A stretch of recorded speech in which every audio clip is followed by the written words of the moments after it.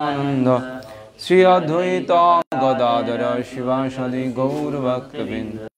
हरे कृष्णा कृष्णा कृष्णा हरे हरे, हरे राम राम हरे हरे। ओम नमो भगवते वासुदेवाय। ओम नमो भगवते वासुदेवाय। ओम नमो भगवते वासुदेवाय। ओम नमो भगवते वासुदेवाय।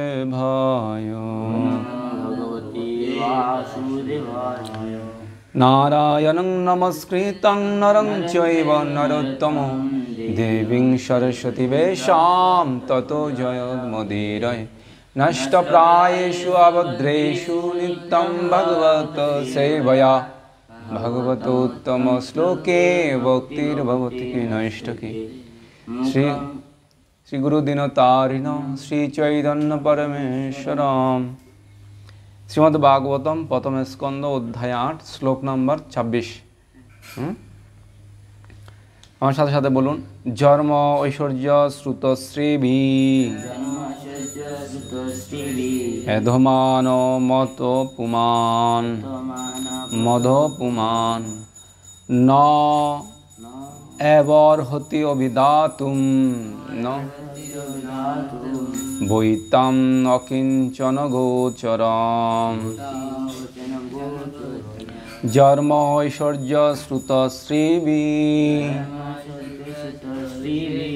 এধমান মদ পুমান ন এবর হতি অভিধাতুম বৈতাম অকিঞ্চন গোচরম।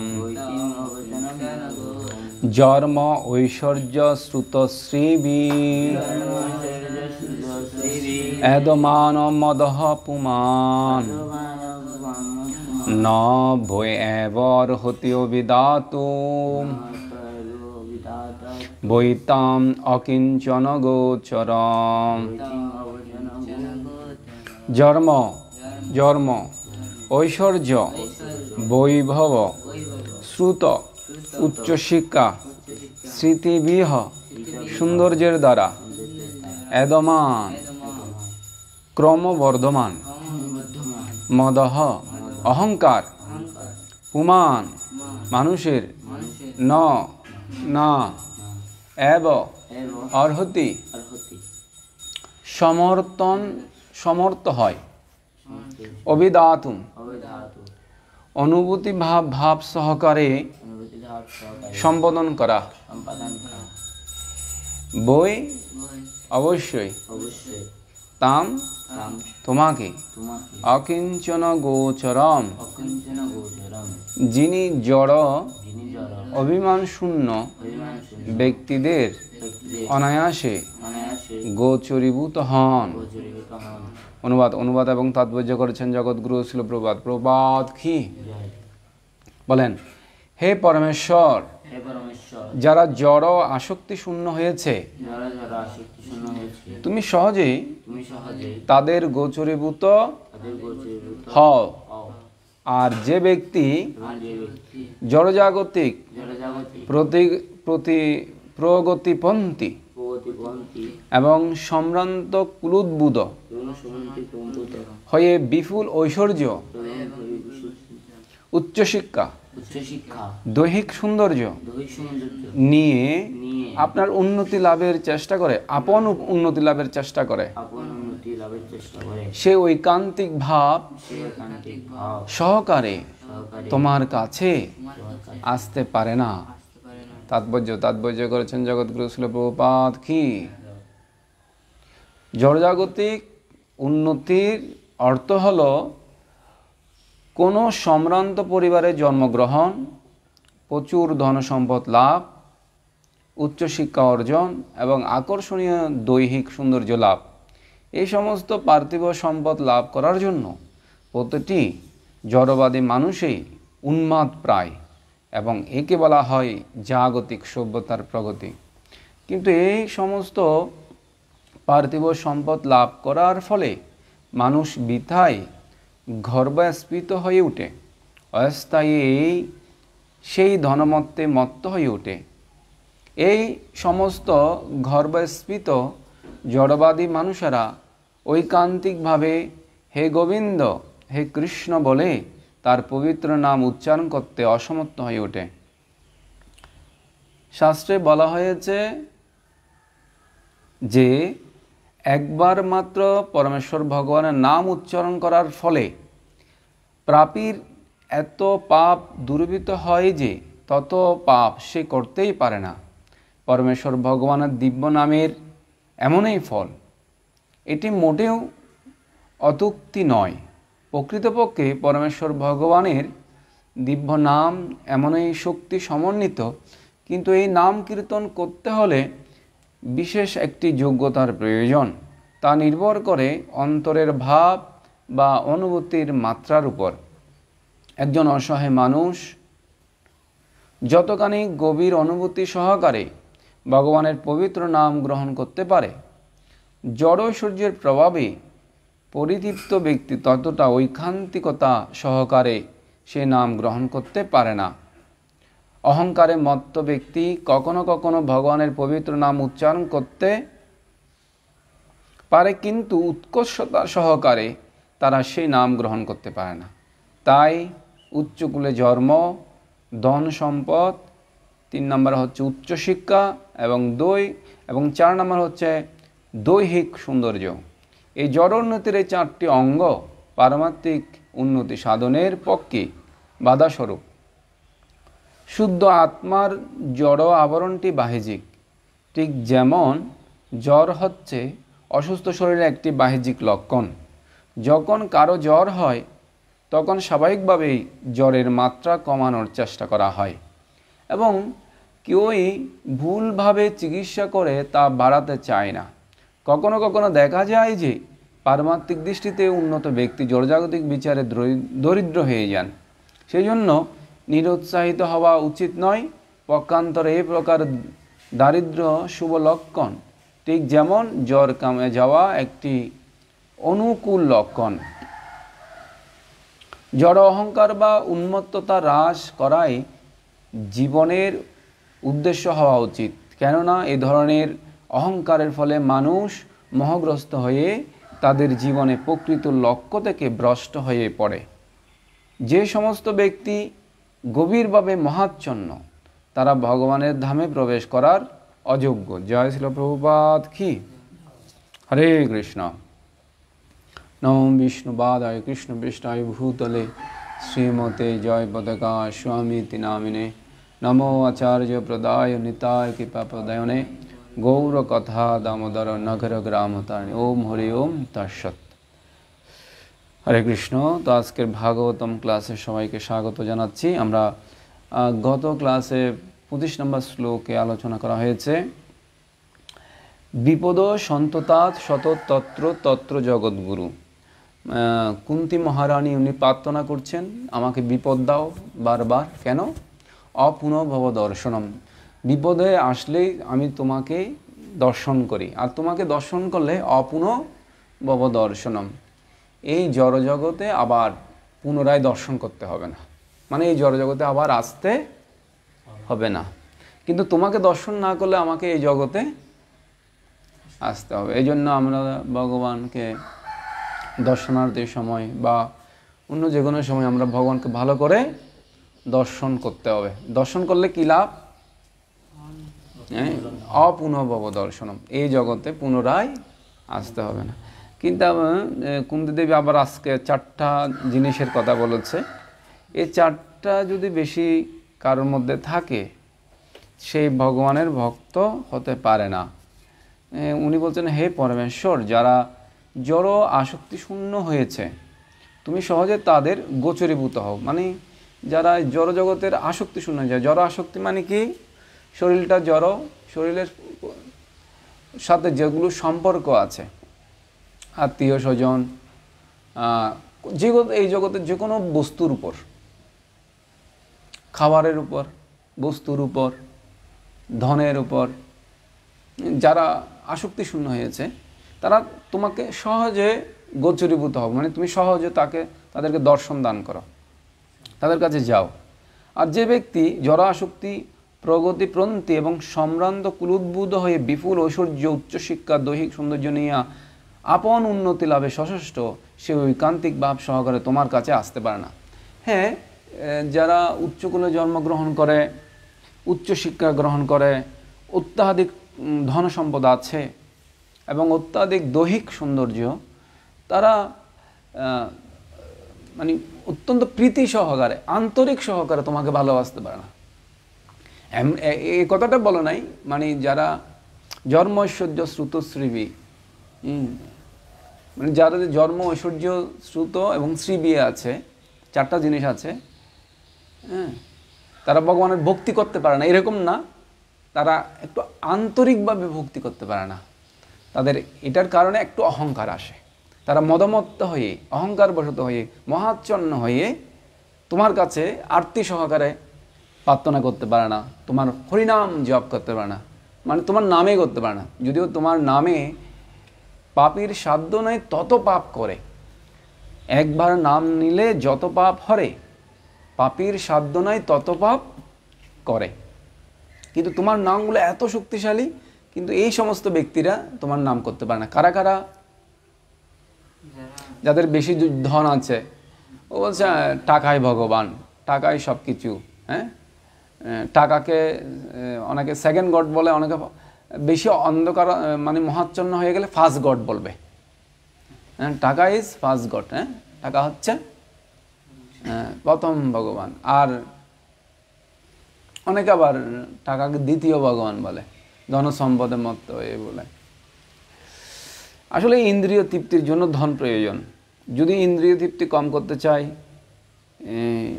ভগবানের হরিনাম জপ করতে চাই, তো এই হরিনাম জপ করবে আর কোন একটা ধামে গিয়ে থাকবে, ভগবানেই ওর সব কিছু ব্যবস্থা করে দেয় কি না?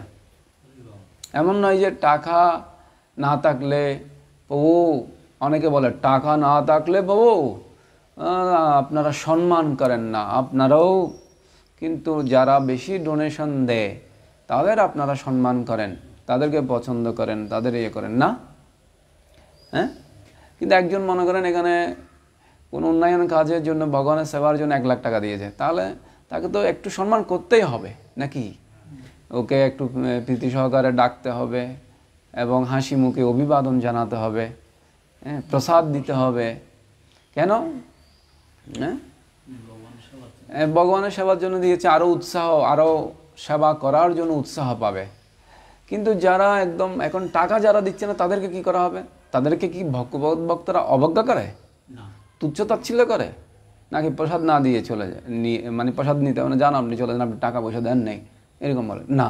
ওনাকে এরকম করা হয় নাই, ওনাকেও সম্মান করা হয়। হ্যাঁ, যেমন ধরেন এখানে কোনো বড় ধরনের কম যোগ্যতা সম্পন্ন একজন ব্যক্তি আসলো, তো ওনার জন্য কি আমাকে ফুলের শুভেচ্ছা জানাতে হবে, লাল গালিচা দিয়ে ইয়ে করতে হবে? হ্যাঁ, এমনি কেমন আছেন, ভালো আছে। যেমন ধরেন আমি গ্রামের কথা বলি, গ্রামের মধ্যে চেয়ারম্যান মোটামুটি একটা ইউনিয়ন পরিষদের, উনি যোগ্যতা সম্পন্ন। হ্যাঁ, উনি আসলে ওনাকে আদাব দিতে হবে, নমস্কার দিতে হবে, হরে কৃষ্ণ দিতে হবে, এরপর ডেকে একটু বসাবো, কথা বলবো, কিছু নাস্তা খাওয়ার জন্য কথা বলবো, তারপর ওনাকে সম্মান করে ওনাকে বিদায় দিব।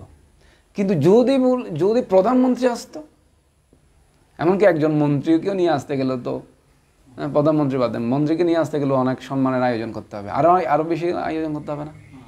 তো ঠিক এরকম এখন উনি অনেক মন্দিরের সেবার জন্য অনেকটা সহযোগিতা করছে, তাহলে আবার অনেকে আছে যে আমাদের অনেক গৃহস্থ ভক্ত আছে যার সর্বোচ্চ দিয়ে সাহায্য করতেছে, তাহলে তাকে সেভাবে করে একটা সম্মান জানাতে হবে। আর যে অল্প করে দিচ্ছে তাকে এমন নয় যে লাল গালিচা দিয়ে সম্মান জানাবে, কিন্তু ওর মতো করে।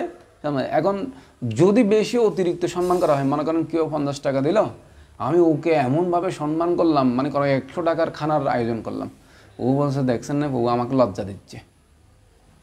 মানুষের সামনে যদি বলি উনি এক মহান সেবক, এই সেই, এটাও তো কি হবে? কিন্তু যে দিচ্ছে তার কথা যদি বলি, উনি কি ওটা থেকে মনে করবে বেশি কিছু বলতেছে? মনে করেন কেউ 1 কোটি টাকা দিল, তার জন্য আমি স্টেজে উঠে বিশাল করে একটা ওনার প্রশংসা করলাম, তাহলে উনি এত বেশি ওইটার জন্য কি করবে না। এখন মনে করেন যে 100 টাকা দিচ্ছে, তার জন্য আমি যদি বিশাল করে এরকম করে প্রশংসার কথা বলি, উনি বলবে যে উনি আমাকে কি করতেছে, হেয় করতেছে। আমি যতটুকু নয় ততটুকু, মানে তার মানে উনি, এটা তো মানুষের স্বাভাবিক একটা ইয়ে আছে, উনি যতটুকু ততটুকুই বলা উচিত, করা উচিত ওনার সাথে।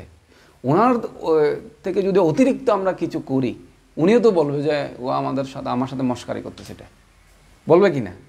তো যে মহান কোনো কিছু করে, ওর সঙ্গে যদি আমরা প্রশংসা করি, উনি তেমন কিছু মনে করেন না, না ঠিক আছে, আমি যতটুকু হচ্ছে ততটুকু বলতেছে, এত বেশি যে বাড়িয়ে বলতেছে সেরকম না, ঠিক না? এরকম ক্ষেত্রে, সব ক্ষেত্রে হয়। তো কুন্তী দেবী এখানে যাদের জন আছে, তারা যে ভগবত ভক্তি করতে পারে এরকম না, তারা অনীহা প্রকাশ করে। যেমন ধরুন আমাদের সোসাইটিতে দেখা যায় যে অনেক সুন্দর সুন্দর রমণী বলেন, তারপরে বিদেশি যার যে ভক্তগুলো, ছেলেগুলো আছে খুব সুন্দর, বিদেশি ছেলেগুলো এই কৃষ্ণ নামের প্রতি আকৃষ্ট হয়, কৃষ্ণের প্রতি আকৃষ্ট হয়েছে, কারণ কৃষ্ণ সর্ব আকর্ষক। তো ওনাদের কি সৌন্দর্য ছিল না? সৌন্দর্য আছে, ধন আছে, সম্পদও আছে। আমেরিকা, ইউরোপ কান্ট্রি যেগুলোর যে ভক্তগুলো আছে, তাদের সম্পদও আছে, ধনও আছে, উচ্চশিক্ষাও আছে, নাই? তো প্রভুপাদের সোসাইটিতে, ইসকনের সোসাইটিতে সবাই আছে, যার বেশি ধন আছে ও সেইও আছে, অত্যাধিক সৌন্দর্য সেইও আছে, যার উচ্চশিক্ষা আছে সেও আছে। কিন্তু এটার জন্য তার যদি অহংকার বেশি হয়, সে ভগবানের একনিষ্ঠ ভক্ত হতে পারে না। কিন্তু যদি অহংকার না আসে, যেমন ধর আমাদের মায়াপুরের টিউবিপি বৈদিক প্ল্যানেটোরিয়াম যেটা মন্দির হচ্ছে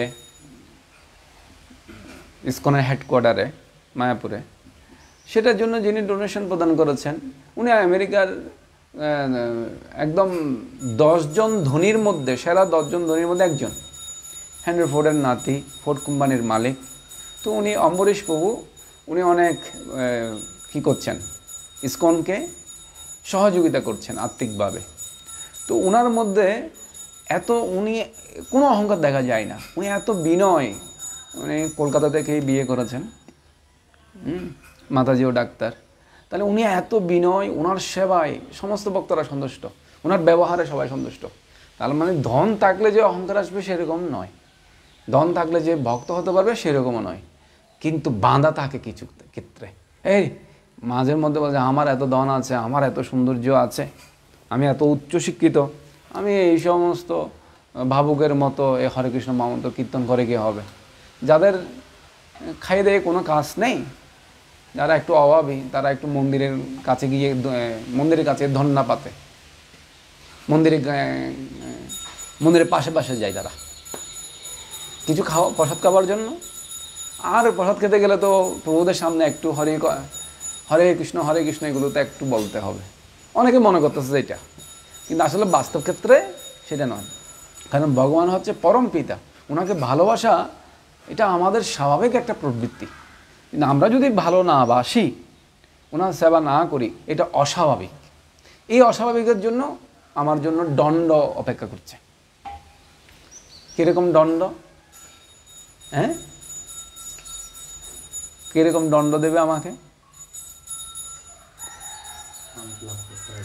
ভগবানকে লাভ করতে পারলে আমি এই জড়জগতে থাকবো, বিভিন্ন যোনি পরিক্রমা করব, বিভিন্নভাবে আমার জন্ম হবে, মৃত্যু হবে, আবার জন্ম, আবার মৃত্যু, এইভাবে সার্কেলের মধ্যে থেকে যাবো, জন্ম মৃত্যু সার্কেলের মধ্যে থেকে যাব, এটা একটা। আর ভগবানকে বলে যেহেতু আমি পাপ কর্ম করব, সেটার জন্য আমার দণ্ড আছে। সেটা এরকম, বেশি পাপ করলে বিভিন্ন রোগ ব্যাধি হয়, বেশি পাপ করলে হঠাৎ করে অ্যাক্সিডেন্ট হয়ে আমার পাড়া চলে যেতে পারে। এগুলো তো সবই তো আমার কর্মফল, ঠিক না? হ্যাঁ, নাকি? ভক্ত সবারই হচ্ছে, কিন্তু কারো কম, কারো বেশি, মাত্রা অনুসারে ইয়ে হয়। এরপর কেউ অনুভূতি বেশি করে, মনে করেন কারো একটু গায়ে চোট লেগেছে, তো ভগবানের যারা ভক্ত ওরা মনে করছে এটা আমার কর্মফল, আমার আসলে অনেক বড় ক্ষতি হওয়ার কথা ছিল, কিন্তু ভগবান কৃপা করে আমাকে একটু করে দিয়েছেন। তো ওটা ওর যে অনুভূতি শক্তি, ওর যে উপলব্ধি শক্তি, সেই অনুসারে ওর ব্যথাটা ওর অনুভব বোঝে। আর কেউ দেখবেন যে আঘাত পাওয়ার সাথে সাথে সে বেশি অনুভব করে, যন্ত্রণা বেশি অনুভব করে, অথবা কারো মধ্যে দুশ্চিন্তা বেশি। যদিও বেশি মানে চিন্তাটা করা না করলেও সমস্যা নেই, কিন্তু ওর মাথার ভিতরে এসে এমনভাবে ইয়ে করবে যে মনে হয় যে পুরো জগতের সমস্ত চিন্তা তার ভিতরেই, আর সে পাগল হয়ে যায়। অনেকে চিন্তার কারণে সুইসাইড করে। তাহলে মাত্রা অতিরিক্ত অনুসারে কারো কম আর বেশি এটা ভেরিফিকেশন করে না? এটার উপলব্ধি অনুসারে, অনুভব অনুসারে এটা হয়। হ্যাঁ, তো এই জন্য বলা হচ্ছে, যেমন ধরেন ভগবানের যারা ভক্ত তারা বেশিরভাগই ধনী। যেমন ধরেন অম্বরীশ মহারাজ, উনি কি কম সৌন্দর্য ছিলেন? উনি কি কম জ্ঞানে ছিলেন? উনি পুরো পৃথিবীর রাজা ছিলেন। যুধিষ্ঠির মহারাজ, পরীক্ষিত মহারাজ, ধ্রুব মহারাজ, প্রহ্লাদ মহারাজ, সব মহারাজ সবাই রাজা, কিন্তু এক এক সময়ে এক এক বড় বড় তারা রাজ্য শাসন করেছেন। চক্রবর্তী সম্রাট পরীক্ষিত মহারাজ তো ভগবানের একজন শুদ্ধ ভক্ত, ঠিক না? তাহলে ভগবানের ভক্ত হতে গেলে এমন নয় যে কাউকে পোশাক দেখে ভগবানের ভক্ত হতে হবে, বড় চুল জটা রেখে ভক্ত হতে হবে, বিশাল একটা ধাড়ি রেখে ভক্ত হতে হবে, সেরকম নয়। ভগবানের ভক্ত বহু প্রকারের ভক্ত আছে ভগবানের। এই জগতে বেশিরভাগ মানুষ মনে করে যে ভগবানের ভক্ত হলে বেশি করে চুল দাড়ি রাখতে হবে আর বৈরাগ্যের পোশাক অবলম্বন করতে হবে। আমাদের যে পোশাক গৌরী বসন, সেটা প্রচারের ক্ষেত্রে মানুষের শ্রদ্ধা তৈরি করে। শ্রদ্ধাবন লভতে জ্ঞানম, শ্রদ্ধার কারণে তাকে জ্ঞান প্রদান করলে সেটা রিসিভ করে, রিসিভ করলে সে পালন করলে আস্তে আস্তে সে ভক্তের হওয়ার সুযোগ থাকে। এটা ক্ষেত্রে প্রচারের জন্য সুবিধা। কিন্তু আমাদের যারা গৃহস্থ ভক্ত আছে তারা যদি গৌরী বসন না পরে, তারা যদি সাদা পোশাক পরে, তারা কি ভক্ত নয়? তারাও ভক্ত, তারাও ভগবানের মহান ভক্ত। আমাদের যারা মহাজন আছে সবাই তো বেশিরভাগই তো গৃহস্থ ভক্ত, ঠিক না? কিন্তু আমরা মনে করছি যে হিমালয়ে গিয়ে তপস্যা করতে হবে, অনেক বড় বড় চুল দাড়ি রাখতে হবে, গাঁজা খেতে হবে, অনেক কিছু খেয়ে দেখাতে হবে, আর না হলে উপরে উঠে যেতে হবে, পৃথিবী থেকে আমার পাগুলো উপরে তুলে ফেলতে হবে। এভাবে কোনো কিছু ভ্যালকি বাজে দেখালেই মনে করো যে ওরা ভগবান, এই ভক্ত, এই মহান ভক্ত, এই শিবের ভালো ভক্ত, এই বিষ্ণুর ভালো ভক্ত, এরকম অনেকে মনে করে না? হ্যাঁ হ্যাঁ, কোনো কারিশমা দেখাতে না পারলে ও ভালো ভক্ত মনে করে না। কিন্তু আসলে ভক্ত মানে কি? ভক্ত মানে সে ভগবানের আইন ফলো করে। তো ভগবানের আইন বই কি? ভগবানের আইন বই হচ্ছে শ্রীমদ্ ভাগবতম এবং ভগবত গীতা। আইন যারা মানবে তারা ভগবানের সুনাগরিক, তারা সব ভগবানের সুসন্তান। আর যারা ভগবত গীতা মানবে না তারা কুসন্তান। হ্যাঁ, তারা দুর্নীতিবাজ। ভগবানের যারা আইন মানবে নাই তারাই সিটিং, তারাই বাটপার, তারাই হচ্ছে অসুর, ঠিক না? তো ভগবানের আইন মেনে গীতা ভাগবত অনুসারে জীবন যাপন করলেই ভগবানের ভালো ভক্ত হওয়া যায়। বাহ্যিক যে পোশাক আশাক এটার উপর নির্ভর করে না। কিছু কিছু ক্ষেত্রে যেটা আমি বললাম আগে, সেটা হচ্ছে প্রচারের ক্ষেত্রে পোশাকের আচরণের সাথে, আবার কথার সাথে, পোশাকের সাথে, আচরণের সাথে মিল থাকতে হবে, এটা একটা বিষয় আছে। তো এই জন্য এই ধন সম্পদ যদি থাকে, সেটা যদি ভগবানের সেবায় লাগানো যায়, সেইটা ভগবত ভক্তিতে পরিণত হয়ে যায়। যেমন ধরেন এই যে বললাম অম্বরীশ প্রভু, ওনার ধন সম্পদকে লাগিয়েছিলেন ভগবানের সেবায়, আজকে উনি পৃথিবীতে মহান একজন ভক্ত। ঠিক এরকম কারো যদি বেশি সৌন্দর্য থাকে তাহলে সেটা কীভাবে সে কাজে লাগাবে? হ্যাঁ, সেই সৌন্দর্য সে তার আরও তিলক পরে আরও সুন্দর লাগবে তাকে। এরকম অনেক অ্যাক্টরস যারা আছে, যারা বড় বড় ডাক্তার আছে, মানে ফেমাস ব্যক্তি বিদেশি, ওরা এখন আস্তে আস্তে ভক্ত হচ্ছে। ভক্ত হওয়ার পর ওর সৌন্দর্যটাও তিলক তিলক পড়লো, ওকে দেখে আরও শত শত নারী, শত শত পুরুষেরা কৃষ্ণ ভক্তির দিকে আকর্ষিত হচ্ছে। মানে কারণ তার সুন্দর, তার গুণাবলী ছিল, তিনি অ্যাক্টিং করতেন, ভালো গান গাইতেন, ভালো নাচতেন, এই সমস্ত কোয়ালিটিগুলো কাজে লাগানো যায়। কেন, কীরকম? আরে এ তো ভক্ত হয়ে গেছে, আমিও হয়ে যাই। তাহলে এইগুলো যখন জন্ম শ্রুত শ্রীবি যখন ভগবানের সেবায় লাগানো যাবে, সে আরো ভালো ভক্ত হতে পারবে। দেখি কি কি বলছি, কারো কি কি মনে আছে বলুন তো দেখি। আজকের শ্লোকটা খুবই ইম্পর্টেন্ট, এটা মুখস্থ করলে ভালো হয়। জন্ম ঐশ্বর্য শ্রুত শ্রীবি এধমান মদৎপুমান ন ভৈ ন এব অর্হতি অবিদাতুম ন এব অর্হতি অবিদাতুম বৈতাম অকিঞ্চন গোচরম বৈতাম অকিঞ্চন গোচরম জন্ম ঐশ্বর্য শ্রুত শ্রীবি এদমান মদৎপুমান ন এব অর্হতি অবিদাতুম বৈতাম অকিঞ্চন গোচরম। এভাবে কয়েকবার পড়লে আস্তে আস্তে মুখস্থ হয়ে যাবে। আর প্রত্যেকটা শব্দের প্রতি একটু ধ্যান দিতে হবে, জোর দিতে হবে, তখন ওই শব্দটা বুঝতে পারলে, অনুভব করতে পারলে তাড়াতাড়ি মুখস্থ হয়ে যায়।